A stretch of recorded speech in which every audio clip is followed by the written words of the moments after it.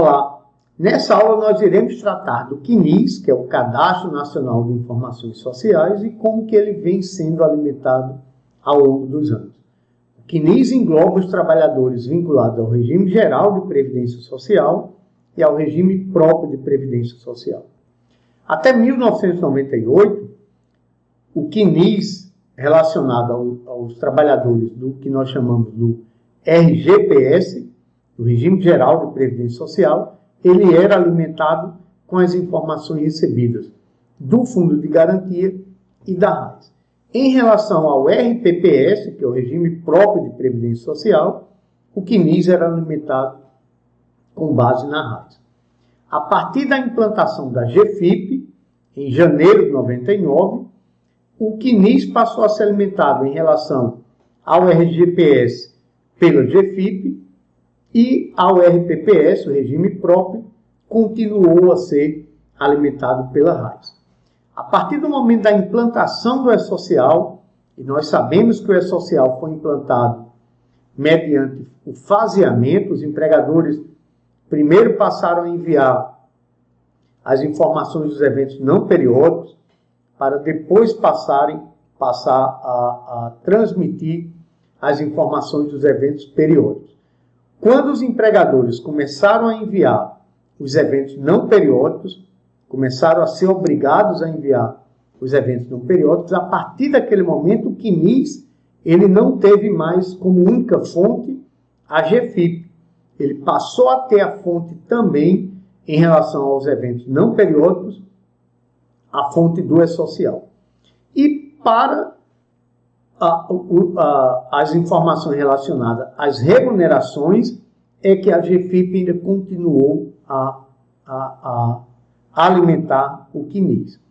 Só a partir do momento em que as empresas passaram a utilizar a DCTF Web, que é uma aplicação gerenciada pela Receita Federal, é que o CNIS, para aqueles empregadores, não passaram, é que o CNIS, a partir daquele momento, para aqueles empregadores, passou a não mais ser alimentado pela GFIP, e sim a ser alimentado integralmente pelas informações vindas do E-Social.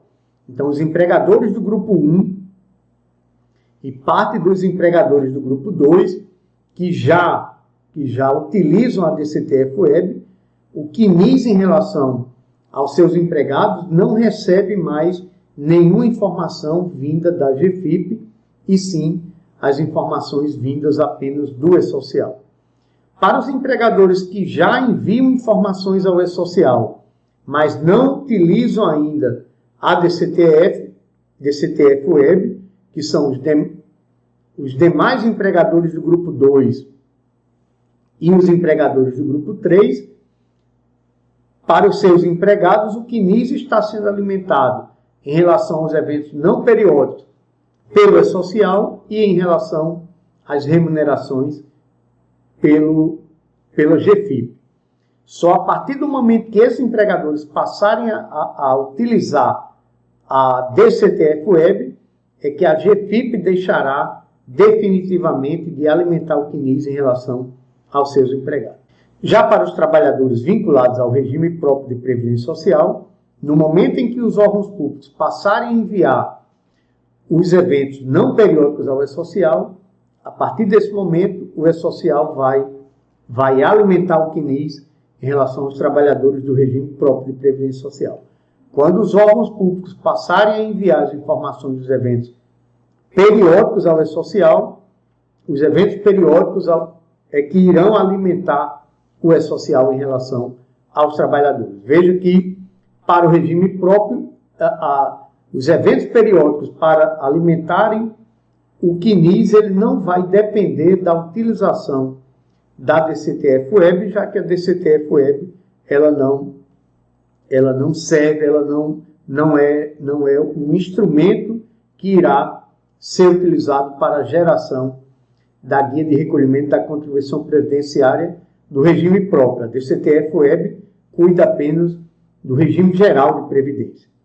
Então, por isso que, para os órgãos públicos, no momento em que eles passarem a enviar os eventos periódicos, a partir desse momento, essas informações dos eventos periódicos já passam a alimentar o CNIS.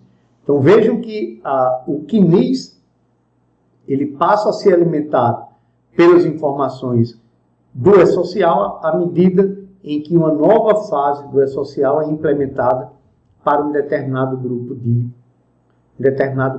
empregadores.